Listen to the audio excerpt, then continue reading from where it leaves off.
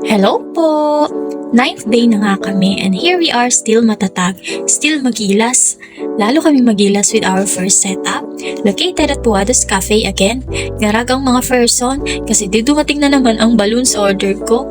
Kaming apat ni Kuya, Papa at Ate nga ang partners for this setup. Pinauna ko nga sila Papa dito at si Ate para maitayo na yung bakal for backdrop and malagyan na din ng cortina or simply para maumpisa na habang wala pa kami ni Kuya. Nagmotor nga kami para daanan yung balloons ko from drop and go.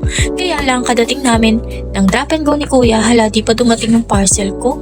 Napaaga kami masyado, baka tanghali pa dumating or hapon yung bus na magbababa ng mga parcels. And ayun, bumili muna ulit ako ng balloons from Shell Creatives na malapit lang din sa kuhaan ko ng balloons.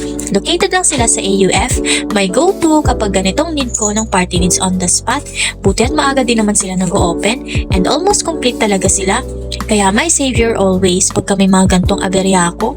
Then nung nakabili na kami, kabalik namin, ayun, kakadating lang ng bus. Di na namin maantay kasi oras na at sobrang daming parcels ang kailangan ibaba sa bus.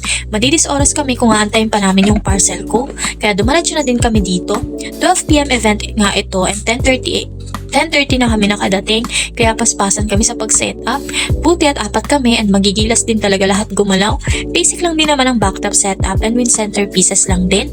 Year-end party assessment nga ito of Provincial Accountant's Office. Dagdag ka ba pa namin na kailangan matapos kami agad dahil for sure maaga silang dadating dahil mga taga-government sila.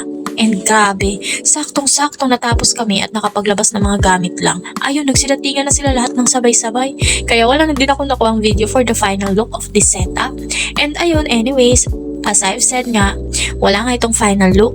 Na-videohan ko na lang siya nung tapos na and nagpo-pull out na kami. Ito nga yun.